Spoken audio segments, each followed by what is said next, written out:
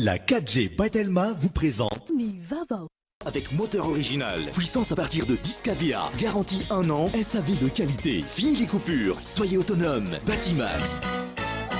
La qualité au meilleur prix. Manolotra anao ny fampalalam-baovao.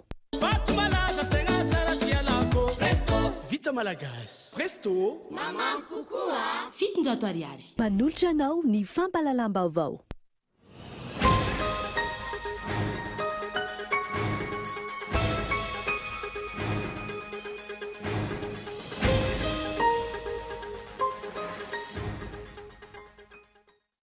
Nanamafy ny teo anivon'ny anteny numéro-olona androany fa tsy marina fa ho alain'ny fanjakana an-tan'ireo tantsaha efa nanamety manlaly izany araky ny tsao izay izahana hovizina amin'izao fotoana izao. Natao iarovana ny vahoaka malagasy amin'ny tany ity lalàna ity. Antombony tapa-hafana CPE tamin'ity taona ity raha hoarina tamin'ny taona lasa teto Antananarivo renivohitra. Niakatra 770 ny salam-pahafana. Ny alarobia izao no fantatra ny amin'ny Tsipriany makasika ny fanombohan'ny zotra vaovao izay mampitoy ny talata maty sy akoron-drano anatin'ny zotra express izay hanomboka ny faran'ny volana izao. Maheran'ny 15 taona isa-taona ny mercure niparitaka amin'ny tontolo iainana eto Madagasikara noho ny fitrandrana volamena raha nambaran'ny tompony andraikitra. Ireo mpitrandraka madinika sy salatsala no amin'ny ankapobeny no mampiasa ity akora ity izay miteraka vokatra tsy maro. Eo amin'ny marisaka iraisam-pirenena any Afrika Atsimo. Ny hamafy ny fihetsiketsehana no tanterahan'ireo mponina manoloana ny fanagadrana ny filoha teo aloha Jacob Zuma. Nanomboka amin'ny Zuma lasa teo nirongatra ny fandrombana ireo tsena any an-toerana. Ny andidiny revatra.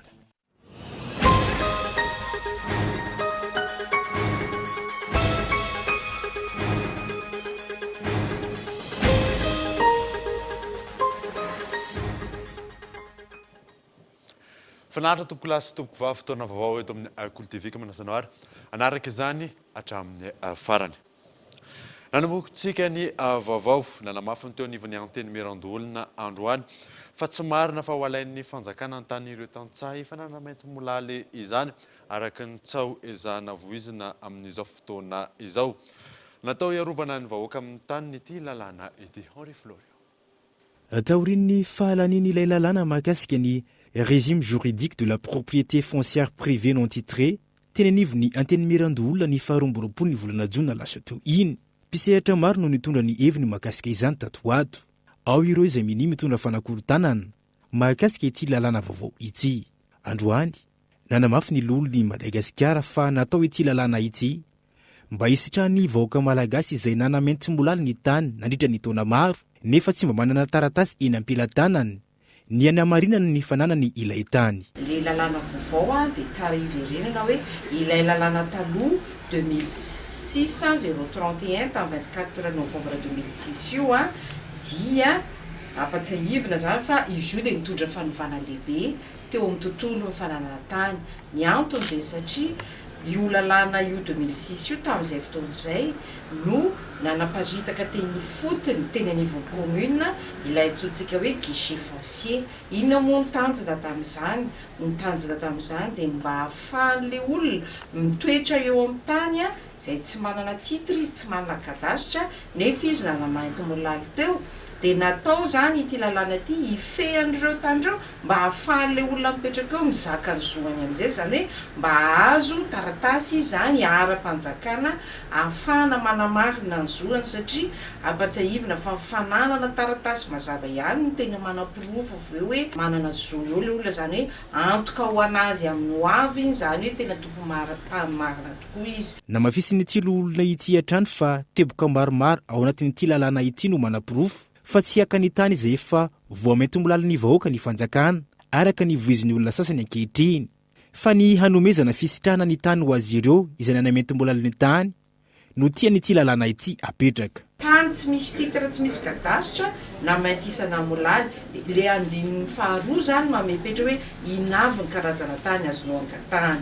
ny andininy fahenina zany efa nisy tamin'le lalàna taloha ihany zay hoe tsy maintsy nahavitanao fanajariana fa ny fanovana nentin'le 2021 zany dia nametra kosa hoe tokony mba ho feno 5 taona ny fotoana nanaovanao fanajariana teo amin'le toera na atao koa zany hoe tsy nahafeno an'le 5 taona izy dia le lalàna ato tsy miteny mihitsy hoe alàna ho an'ny fanjakana zay tsy nahafeno 5 taona raha mbola tsy feno 5 taona ny fanajarianao dia miandry kely ianao zany dia tohizanao le fanajariana amin'ny atsaka sy andava ny araka i voalaza lalàna fa tsy nisy filazana mihitsy ato hoe zay tsy nahafeno 5 taona dia ahorony fanjakana daholy a ny tany ny raha sanatria ka tsy ampy le izy dia miandry kely ianao zany no tsy mpinitsilo olo aty ihany koa fa tsy isy ny tany nitantsaho ale ny fanjakana izany na eo aza ny fisianyity lalàna ity tsy misy mihitsy na andininy ray na andalana ray ao anatin'io lalàna vaovao io ka milaza hoe ho alain'ny fanjakana ny tany tatsaha le zavatra voizina any amin'ny aina manjery ambaran'ny olona sasany zany mety hoe aiaitsavanana mety hoe mbola tsy navaky tsara zareo fa eto zany zay taon'ny anteny meradolona zay nandany any lelàna dia manamafy hoe tsy misy tany tatsaha lasa ny fitondram-panjakana zany na filoham-pirenetsika na ny premier ministre lehibe amin'ny gouvernement zany tsy nisy namety oromarika hoe ataovy lalàna anaovana angalana ny tany tatsaha na koa hoe anao tsindra azo lena amin'izy zareo fa marihana hoe ny lalàna dia natao aza hiarovana anazy mba hahafahany mampamaro toerana ny zoany eo zava-dehibe ho an'ny malagasy izao volavolan-dalàna izao mba hiarovana ny tany malagasy indrindra ho an'ireo olona manana tany mbola tsy vita titra raha tsy aivina mametraka ho 10 hektara ny abian'ny tany azo ankatahana ihany koa ity lalàna vaovao ity farany ny 110 sy ny 110 amin'ity lalàna vaovao ity ihany koa no mametraka fa natao an'ny teratany malagasy ny fangatahana ny tany efa no amety molaly ary ny fanajariana dia ataon'olon-tsotra fa tsy anorona azy tsy ny tantsahirery ihany ankilany no arovana amin'ity lalàna ity raha ny fanazavana trany fa ny vahoaka malagasy rehetra izay efa nahavita ny fanajariana ny tany andrasana kosa ny fampiarana n'ilay lalàna vaovao momba ny boky rovitra izay nylaniany anteny mera rotota io lalàna vaovao io izay hitondra fampivoarana sy fanatsarana ho an'ny sampandrarany fananatany gaeto andratsilavo ezaka nataon'ny fitondram-panjakana amin'ny alalan'ny ministeran'ny fanajariana ny tany sy ny asa vaventy ny fanarahana ny teknôlôjia sy ny fampiasana solosaina hitazonana ireo antota-kevitra amin'ny boky sy ny anarahan'ny sampandrarany fananatany ny arifentry ny fanatontoloana mifameno amin'ny famalinana ny filan'ny mpanjifa ny fampiarana ilay volavolan-dalàna momba ny boky rovitra izay efa nolanin ny anteny miararo atota ny boky rovitra izay miteraka olana maro na eo amin'ny pilarara na eo amin'ny sampandraraha miandraikitra izany raha resiko ohatra fotsiny zany raha ataontsika hoe mipetraka eo amin'ny toeran'ny mpanjifa zany raha rovitra ny boky mazava tsy afaka moka juridique tsika tsy afaka anao famindrana izy tsy afaka zany hoe tsisy nina azony atao zany dia ny sampandraraha koa zany tojolana koa amin'izay satria tsy afaka manome fahafampo ny fangatahany mpanjifa ato amin'ny sampandraraha fananantany dikan'izany tsy afaka mipetraka mamita ny mission zany ny sampandraraha pisahana fananantany sy fandrefesantany amin'le hoe intérêt général satria zay nge no antom-pisiny service mpanjakana zany ny fanomezana fahafapoa besiny maro zay le atsotsika hoe intérêt général nefa noho ny fisian'io boky rovitra io tsy afaka manatanteraka an'izay zany sampandraraha ka nivoaka io lalàna io zany dia mamaha araka ny teneniko teo amin'ny ampahany maro amin'ireo olana zay menjady ato amin'ny sampandraraha manodidina ny 300 ny boky rovitra ho an'ny sampandraraha Antananarivo Antsimondrano manokana antony zany ny fahanterany sy ny amaron'ny tinady raha ny eto Antsimondrano zany manodidididina ny amin'ny 300 ny boky zany no potika na rovitra moa zany filazantsika azy io zany vokatry ny fikirikirana ndreo atotantaratasy isanandro satria isanandro misy mampiasa foana zany le boky satria anatin'iny boky iny azadiny fa anatin'ny boky raha iny zany misy titre be da be anatin'iny zany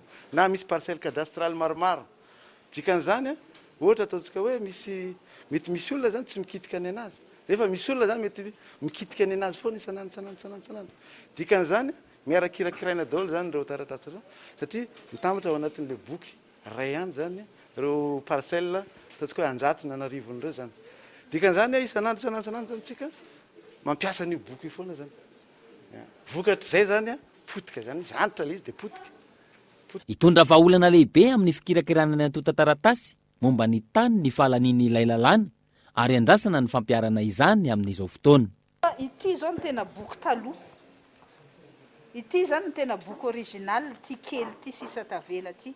Fa ireto mbola tsara reto efa copie ty. Ny nafana nanao copie an'ity zao nisy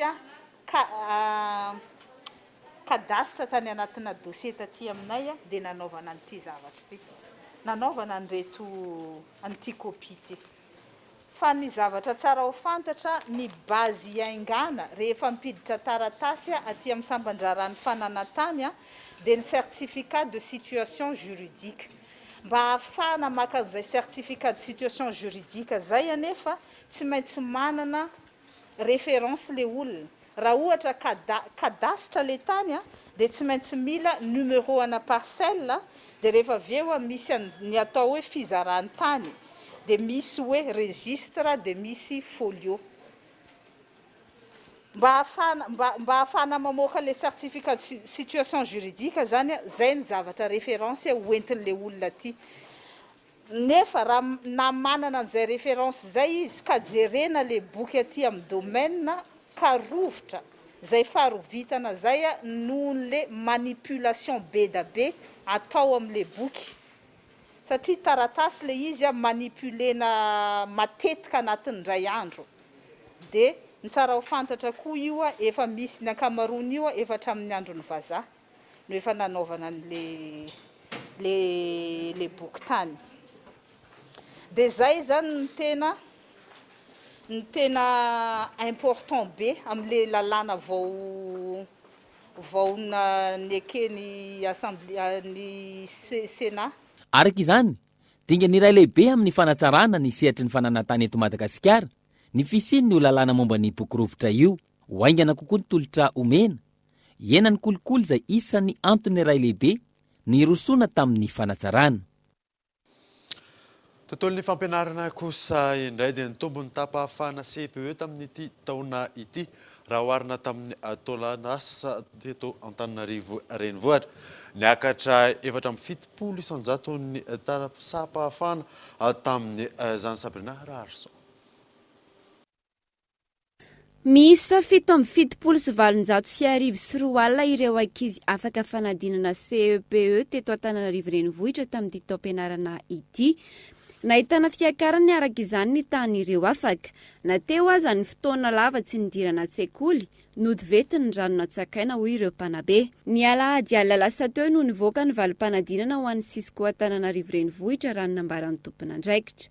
Misy 2,303 ny soratra anarana, raha toka 7,707 ireo ankizy tonga nanatanteraka ny fanadinana ny talatalasa teo. Raha oharina tamin'ny herintaona dia nitombo ny salam-pahafahana satria tamin'ny herintaona zany 69%, tamin'ity taona ity 74%, midika izay fa nianatra ny ankizy na dia teo aza ny mianara-pahasalamana niezaka izy ireo. Niezaka koa ireo ray aman-dreny amin'ny resaka encadrement ary indrindrandrindra tsy aza tonoitsika dia ny mpiasa ny fanabeazana nireo mpampianatra, ireo nampianatra nireo ankizy ireo na tonga an'izao résultat zao ka voafetra ny toerana raisina isaky ny sekoly ho an'ireo ankizy hiditra 6e meny anivon'ny CEG. Raha ny sekoly iray nanaovana fanadihadiana, misy 5,700 ireo ankizy voaraisina amin'ity taom-pianarana manaraka ity, raha toka 20,500 izany tamin'ny taon-dasa. Anjaran'ny sekoly tsirairay ny mametraka ny isan'ny ankizy voaraisina eny anivon'ny CEG izay miankina amin'ny singa maro ao anatin'ny sekoly raha ny fanazavana. Toerana aloha zany ho an'ny 6e dia tena voafetra satria betsaka ny olona te hiditra. Tsisy didy mametranay amin'izany fa mijery zany zahay hoe fa io miankina amin'ny isan'ny mpampianatra, miankina amin'ny isan'ny ankizy nifindra 5e, miankina amin'ny isan'ny salle de classe, zany a paramètre ahafahana mijery an'io miankina minisany ankizy no double 6e dia ireo rehetrarehetra ireo no atambatra indrindra ny volume horaire hoe raha mpampianatra anankiray mahazaka 4 ora izy a 4 zany no klasy tokony masina. Niakatra ho 7.70 faingo 7.20 isanjato ny tahapahafana ho an'ny faritra Tsimondrano, Cisco Ambohidratrimo na tratra 9.70 faingo 2.50 isanjato ny tahapahafana raha ny loharanom-baovao azo. Tsy misy afa-tsy ny fisokafan'ny lanitra Madagasikara no vahaolana tokana anarenana ny sehatry ny fizahan-tany. Tsy misy avita nentsina ny fatiantoka intsony mety ho endrika fanampiana izay ho atao hoy ny teo anivon'ny Confédération du Tourisme de Madagascar. Yves Richard. Vola betsi-toko tsy forohana ny very ampisehatra amin'ny fizahan-tany tao anatin'ny volana maro ny ikatona ny sisitany. Raha ho an'ny Fédération Nationale ivondrona ny Pitardia, mananika 5.20 ariary ny fatiantoka hatreto. Tsy misy afa-tsy ny fisokafan'ny lanitra Madagasikara ny vahaolana tokana anarenana ny sehatra hoy ny fanazavana. Tsika zao zany zao miditra ny deuxième semestre ny 2021 nanomboka tamin'ny fin 2019 no nanomboka tsy niasa intsony. Zany hoe izay rehetra ao anatin'ny Pitardia zany amin'izao aloha efa tsisy zavatra antenaina intsony ankoatran'ny hoe fisokafan'ny sisitany. Io resaka variant, resaka Covid io zavatra tokony efa iainana io zany zao. Io tsy vaovao anatin'ny herintaona anatin'ny roa taona hatramin'ny 2025. Tokony mitady zany ny fanjakana amin'izao vahaolana maharitra haingana mba ahafahana mamaha ny sisitany, ahafahanay zany mpisehatra anatin'ny fizahan-tany mba miaina tsara ohatran'ireo sekteur hafa koa. Satria tsisy ankoatr'izay intsony amin'izao ny solution zany. Tsy tokony atao ampikatso tanteraka ny sehatry ny fizahan-tany, indrindra ny toe-karena araka izany ny valanaretina. Hoy ny teo anivon'ny CTM na ny Confédération du Tourisme de Madagascar. Mila manomana miandalana ny fisokafan'ny sehatra isika hitazonana ny visibilité an'i Madagasikara. Misy ny fepetra azo aroso anajana ny fepetra ara-pahasalamana anatin'izay. Raha fahitantsika zao hoe hiandry variant tsy haiko hatrany amin'izay da ve ho lany daholo ve zany ny ataoko hoe lettre ao amin'ny alphabet zay vao ho sokafana ve ny lanitra Madagasikara. Afaka mametraka tsika fepetra hoe tsy maintsy vita vaksiny ve le olona vao miditra aty satria efa mba nanao vaksiny zareo. Afaka mametraka koa tsika raha tatira ny raha azosika natao zany hoe tsy maintsy vita vaksiny ihany koa ve ny olona zay vao afaka mandray andreo. Rehefa manao le vol de rapatriement ihany tsika, inona moa ny tena mahasamihafa ny atao hoe ouverture progressive, hijerevana tsy kelikely zany hoe aiza ny hanatsarana ny fepetra rehetra tokony ho atao hiarovana arak'izay tokony ho izy ny olona ny vahoaka malagasy zany raha sokafana ilay ny abakabaka Madagasikara. Efa nisy ny komity napetraka andinika ny fanokafana tsy kelikely ny fizahan-tany. Tsy mbola nahitam-boka ny asan'izy ireo hatretony teo anivon'ny CTM. Ampisehatra izay tokony ampahafantarina hatrany ny dingana vita momba io. Ahafahan'izy ireo manomana ny tolotra hifanaraka amin'ny fahefa-mividy sy ny fepetra takihan'ny mpizahan-tany manoloana ny Covid-19. Amafisina ny fanajana ireo fepetra ara-pahasalamana rehetra entina misoroka hatrany ny fiparitany valanaretina Covid-19 eto Madagasikara. Raha nambaran'ny Premier Ministre lehiben'ny gouvernement. Isan'ny zany ny fanaovana aro vava-orona izay efa mitobaka eny an-tsena eny saingy tsy mahasarika olona intsony manjifa fa izany misy larana ary zao. Hatrany ny fepetra ara-pahasalamana sy ny fepetra sakana rehetrarehetra mba ahafahantsika miady amin'izao fiparitany valanaretina zao. Ary indrindra manantanina ny variant delta ary mila fitandremana izany. Singana manokana ny tsy maintsy anaovana ny masaka na ny arovava orona ho an'olona rehetrarehetra.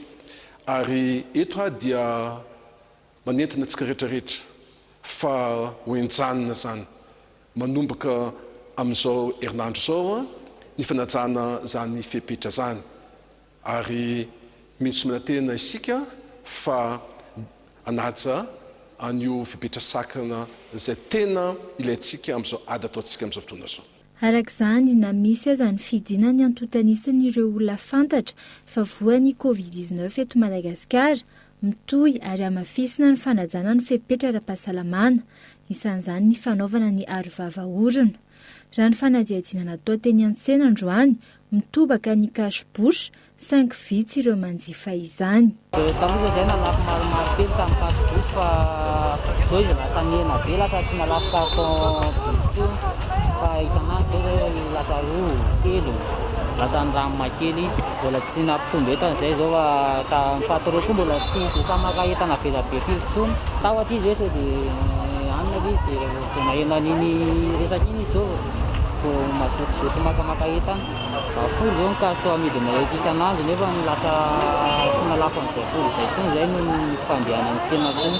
Raha ampitaina tamin'ny fiandohan'ny fiparihan'ny valinaretina Covid-19 ny enatra amin'ny 50 isan-jato ny vidiny arovava orana, na izany vidiana misingana na ihany koa amin'ny boaty.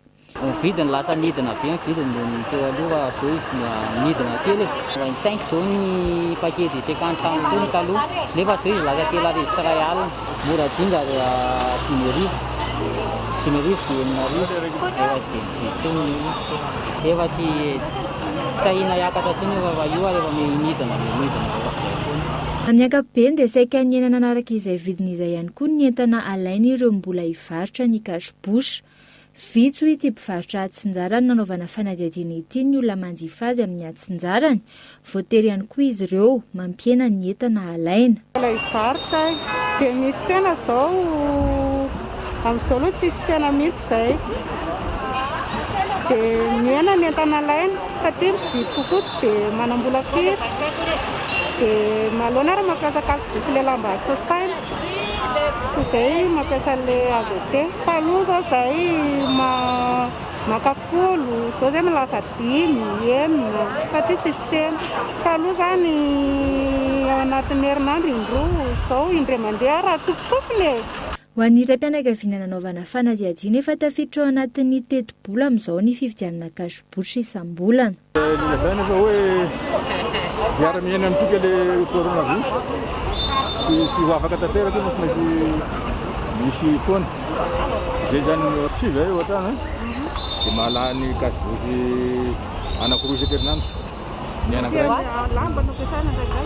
Hatreto raha tsy ahivina ankoatry ny fanaovana tsy miato ny arovava orana, ahafahana mampiena ny fiparihan'ny valinaretina Covid-19 ihany koa ny fanajana ny elanelana iray metatra sy ny fanasana matetika ny tanana. Ny alarobia izao no fantatra amin'ny antsipiriny mahakasika ny fanombohan'ny zotra vaovao izay mampitohy ny talata-maty sy akoron-drano ao anatin'ny zotra express izay hanomboka ny faran'ny volana izao. Michel Arenard zao. Afaka 12 andro no manomboka ny iray amin'ireo zotra telo mamaritra ny zotra express eo amin'ny Rocade arivo, zotra mampitohy ny talata-maty amin'ny ankoron-drano. Izany fanazavana no men'ny tale jeneraly ny fitaterana androany izay azo tamin'ny antso an-tarobia. Ny alarobia 12 jolay izao no fantatra amin'ny antsipiriny ny pitsopitsony rehetra mikasika izay, na izany aza raha ny fanazavana azo. Miisa 5 ireo fiara hitrandraka izay zotra izay, ary efa vonina avokoa amin'izao fotoana izao ireo fiara ireo. Raha toa kosa ka voalaza fa ny système bietika no ampiasaina amin'ity zotra express ity, dia amin'ity zotra voalohany hanombohana azy ity dia mbola vola no takiana amin'ireo mpandeha. Tsy mbola voafaritra ihany koa ny are manokana, fa mbola ireo are efa misy no ampiasain'izay zotra vaovao izay. Miainga eo talata-maty, mandoala ny vato, ary mihodina amin'ny lalam-baovao, mamonjy any Ivandry sy akoron-drano. Raha tsy hivina, raha toka hanomboka ny faran'ny volana ny zotra voalohany, volana maromaro aorian'izay no manomboka ny fitrandrana ny zotra roa ambiny, mampitohy ny talata-maty amin'ny gare routière Maki sy ny gare hatrany Amoronakona. Tafiditra amin'ny fanatanterahana ny asa fampandrosoana ny Madagasikara, tonga nitsidika ara-pomba ofisialy ny ministry ny fanajariana an-tany sy ny asa vaventy Ajo Andriananarivelo ny masivoan'ny Royaume-Uni monina sy miasa eto Madagasikara David Ashley nanamafy ny fiara-miasa eo amin'ny firenena roa tota no izany tanjona tamin'ny fionana. Tahaka mahazatra anaraka adoka vatra isika meloana diratsika amin'ny tapany faharoa ny vaovao rehefa avy eo ary.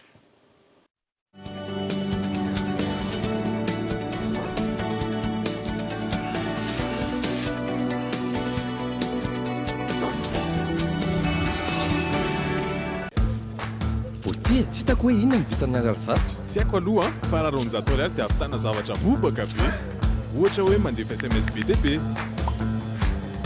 na koa misurfa amin'ny internet olona afaka manao story koa azy lahy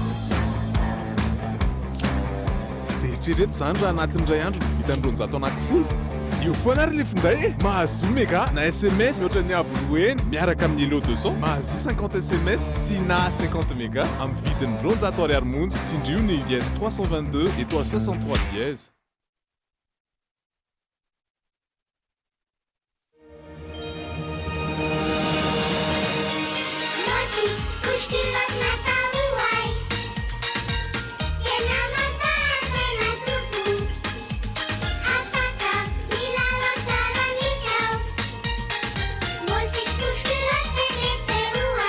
Ny fanamboarana ny Molfix dia natao manokana ho an'ny zanakao. Ny couche-culotte Molfix dia teknôlôjia malefaka izay tena mifanaraka amin'ny vatan'ny zanakao. Ny couche-culotte Molfix vaovao dia noforon'ny zaza ho an'ny zaza.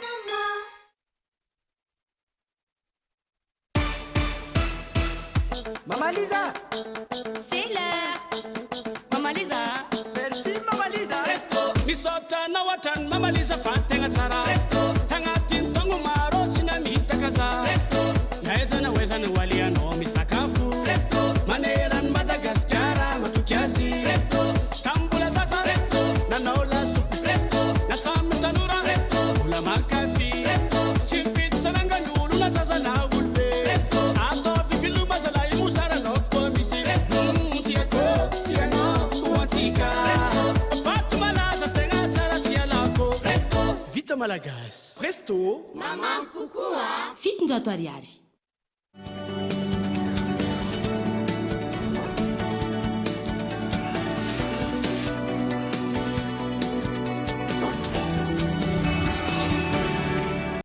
manamahiny sampana fampalalambavao amin'ity alina ity tsy zany fa raha matoa raha mana antsono lalao izay filohan'ny fédération malagasy ny taranja fototra athlétisme miarabanao tonga so atao anatin'ny fampalalambavao araky ny hitantsika moa zany dia ao anatin'ny fédération ny athlétisme ny vahintsika aminatin'ny vaovao androany araka zany misy ny etsika karakarain'ny fédération afaka lazalazaina misimisy koa hoe makasika izay etsika izay io misaotra betsaka manome fitenenana ny Cool TV misy etsika ho karakarain'ny fédération fiadina tompon-daka Madagascar eo amin'ny lafitrezaka semi-marathon izay mirefy 21,098 km izay ho totosaina ny Mahajanga amin'ny 1 jolay izao ka manatena fa mba andray anjara daholo ny tia azakazaka fa no anaovana an'io ho an'ny manana karapilalovana fa indrindrindrindra koa ho an'ny olona rehetrarehetra izay tia miazakazaka indrindrindrindra vita zao ny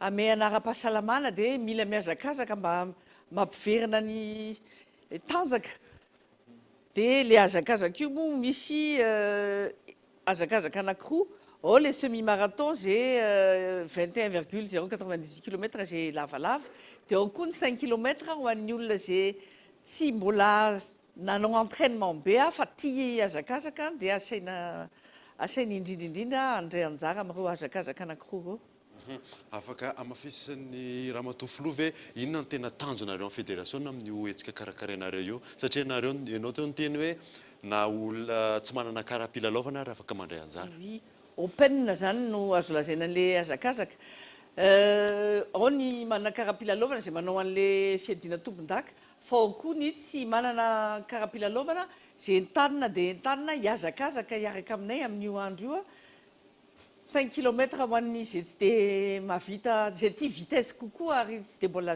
manana endurance be ary 21,098 km ho an'ny ny hafa ary alohan'izay misy an'le rodobebe ivavy juste manodidina amboro entanina vehivavy rehetrarehetra mba hiazakazaka fa ny tena antony anaovana an'izy io anatrika jeu de la francophonie tsika ary anatrika jeu des îles tsika amin'ny 2023 dia mila zao zany dia efa manomana ireo solotena Madagascar zay andray anjara amin'ireo lalao lehibe le goavana ireo dia zao dia efa manomboka zany jerena hoe iza ny olona matanjaka ho sélectionnena hiatrika an'io jeu des îles na ny jeu de la francophonie ireo Efa tsy diany ramatofolo teo ihany fa amafisika eto indray ao inona dollara ny programme-ny fédération na fifananana eto toerana zany na fifananana iraisam-pirenena.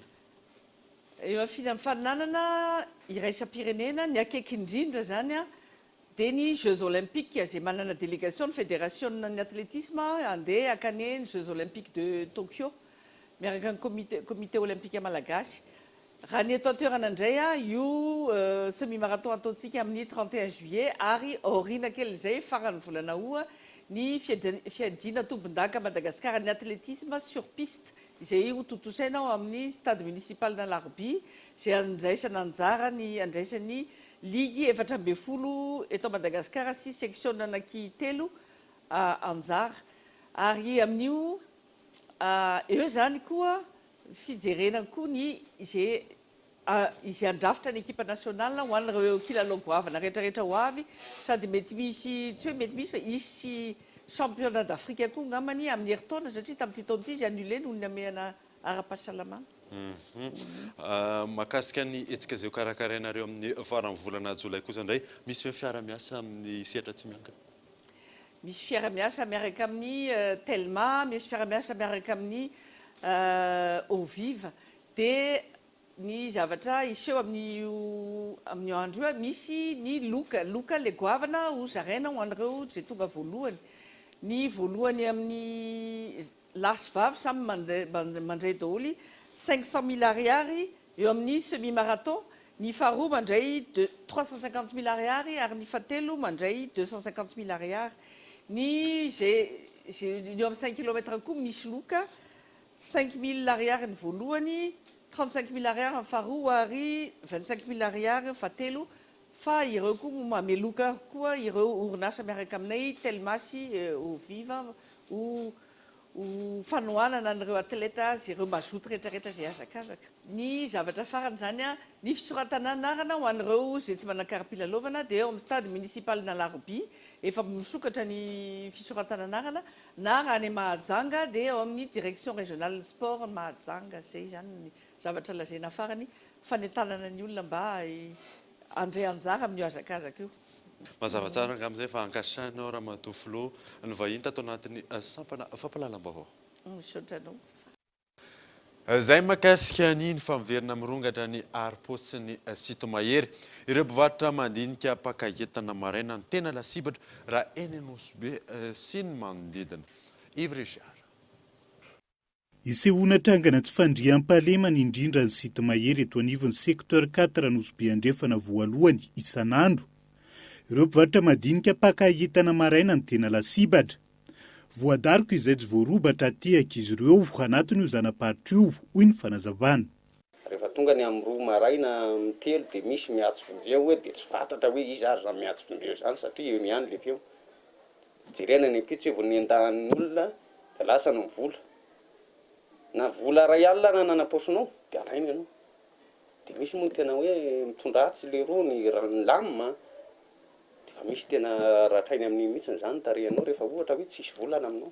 Tsy manana vola 500 arivo raha ny tananao zany dia tsy maintsy voaray an'iny hoe amena anazy.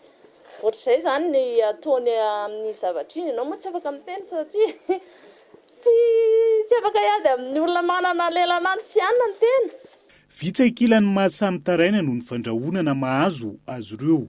Raha ohatra izy zany zao vao endaka dia hoe teny aminay izy zany hoe anao fitoriana dia amin'ny fokotany dia anondranay hoe ry le olona zany hoe atao alavitra fotsiny dia matahotra an'le vazany sy le mpanendaka izy zany dia le olona inko mahita le hoe tsika zao maro le olona zany eto amin'ny faritra Nosbe aloha zany ny nahitako an'izany andratanjo vao endaka olona io tsisy mpamonjy io dia io le fatahoran'le olona hoe ianao raha hoe anatiny eo zany ka hiteny dia hoe vazany saminao le mpanendaka ty. Velotaraina manoloana ny trangany ny toerana arak'izany ny mponina. Tsy marina ny filazana fa voafehin'ny fandriam-pahalemana eny ny toerana hoy izy ireo ka anaovana antsoavy ny tompon'andraikitra voakasika. Mbola tsisy polisy zany mandeha any anaty elakelan-trano amin'ny sekitera rehetrarehetrany. Dia zay no mitenenina le olona tsy mba hoe andeha maraina nefa tsy afaka andehanana izay satria amin'ilay mivarotra. fa mba angatanay zany mba hoe misy polisy zany mba hoe mba hanara-maso amin'iny rehefa amin'ny hariva eo any amin'ny fito parapaviny amin'ny sivy eo zay zany mba hoe misy mba tokony hanara-maso dia le vao maraina be amin'ny roa maraina. Efa nisy ny fametrahana poste de police amin'ny faritra manodidina. Tsy mavany olany tsy fandriam-pahalemana ankilan'izay noho izy ireo tsy tazana mamelona manao fisafona anaty elakelan-trano. Isan'ny angataham-ponina ankoatr'izay ny fampiarana ny sazy mifandraika ho an'izay tratra manao ny asa ratsy. Lafy mavaoafa kosa indray dia mahery ny 12 taona isa-taona ny mercure miparitaka amin'ny tontolo iainana eto Madagasikara noho ny fitrandrahana volamena raha nambarany tompon'andraikitra. Ireo mpitrandraka madinika salatsalany amin'ny ankapobeny mampiasa ity akora ity izay miteraka voka-dratsy maro. Abraham Randriamanana. Maro amin'ireo mpitrandraka volamena madinika salatsalany eto Madagasikara no mampiasa akora simika mercure ho amin'ny asa fitrandrahana raha ny nambarany tompon'andraikitra. Isan'izany ao amin'ny faritra Diana, faritra Betsiboka, ny faritra Vatovavy Fitovinany ary ny faritra Tsimondrefana. Mampisy fiatraikany ratsy amin'ny fahasalaman'ny mponina, ihany koa ny fahasimban'ny tontolo iainana ny fampiasana ity akora ity raha ny fanazavana. Maro be ny fikarohany efa mampiseho manerana an'izao tontolo izao izay fifandraisany ara-pahasalamana sy ara-tontolo iainana fitrandrahana volamena izay dia ny vokatry n'izy io amin'ny ara-pahasalamana sy mampitombo amin'izay aretina ho mamiadana na ho an'ny zaza na ho an'ny vehivavy bevoka indrindrindrindra. Hatreto anefa dia mbola mahery ny 12 taona isa-taona zany ny mercure tazantsika eny amin'ny tontolo iainana rehetra isin'ireny fitrandrahana ireny. Manoloana izany, vahaolana napetraky ny tompon'andraikitra ny fampihenana ny fampiasana ny mercure ho an'ireo mpitrandraka volamena madinika sy salatsalany amin'ny alalan'ny fanentanana sy ny fampahafantarana azy ireo ny voka-dratsy ateraka ity akora ity tafiditra ao anatin'ny tetikasa Gold Plus. C'est donc une contribution non seulement à la protection de l'environnement. Vinaraka izany ny fandraisana anjara amin'ny fiarovana ny tontolo iainana amin'ny alalan'ny fampiarana ny fampihenana ny fampiasana ny mercure araka ny nambaran'ny minisitra amin'ireo fitrandrahana volamena madinika sy salatsalany. Eo ihany koa ny fandraisana anjara amin'ny fametrahana fiarah-miasa eo amin'ny gouvernemanta malagasy sy ny firenena mikambana. Fiarah-miasa aharitra amin'ny taona 2024. Et mise en œuvre jusqu'en 2023. Nisokatra tamin'ny fomba ofisialy androany ny atrikasa andrafetana ny antotan-kevitra ao anatin'ny fanatanterana ny tetikasa Gold Plus izay iarana amin'ny ministera tompon'andraikitra sy eo anivony ONUDI na ny Organisation des Nations Unies pour le Développement Industriel ary ireo ampisehatra amin'ny fitrandrahana volamena. Tanjona amin'izany ny fampihenana sy fampiasana ny mercure hatramin'ny 1 taona atao anatin'ny 5 taona. Araka ny tatitra izay navoaka ny ministeran'ny fahasalamam-bahoaka tamin'ny ity androany ity, olona roa indray no lava ny valinaretina Covid-19 teto Madagasikara. 17 ireo tranga vaovao ary 14 kosa ireo olona sitrana soamantsara. Any Afrika Atsimo kosa indray dia mihamafy ny fihetsiketsehana ny tanteran'ireo mponina manoloana ny fanagadrana ny filoha teo aloha Jacob Zuma. Nanomboka ny Zuma lasa teo morongatra ny fandrobana tsena any amin'ny toerana fanadina. Un centre commercial en feu à Pietermaritzburg. Tsena lehibe maro no voaroba nanomboka ny Zuma lasa teo tamin'ireo faritra samihafa any Afrika Atsimo manoloana ny fihetsiketsehana ny tanteran'ireo mponina. Ho any androany nanatanteraka fidinana an-dalambe tao amin'ny tanànan'ny Johannesburg ireo mponina na teo aza ny fipetranapetraka ny tompon'andraikitra manoloana ny valinaretina Covid-19. Ampolo mahery ireo voasambotra ankehitriny raha ny nambarany mpitandro ny filaminana any an-toerana. Ankoatr'izay no tapahan'ireo mpanao fihetsiketsehana ihany koa ny lalana ho an'ireo fiara-pitatitra entana. Isan'ireo antony fihetsiketsehana ny fampidirana amponja ny filoha teo aloha Jacob Zuma, eo ihany koa ny fiatraikany krizy ara-toe-karena raha ny fampitambo avao. Etsy ankilany nanameloka ny fanaovana herisetra famotena ny filohan'ny Afrika Atsimo. Tsy aivony voaheloka higadra mandritra ny 12 volana ny filoha teo aloha Jacob Zuma nanomboka ny alakamisy lasa teo. Isan'ireo antony ny ampangana azy amin'izany ny fanaovana kolikoly sy ny tsy fanarahan-dalàna nandritra ny fotoana nitondrany ny taona 2010 hatramin'ny taona 2012 sy 2010. Pour corruption d'État lors de ses années au pouvoir entre 2009 et 2018. Dia izay mamarina vaovao tamin'ity androany ity, ankasiahana nanaraka izany soafa tsara daholo tompoko.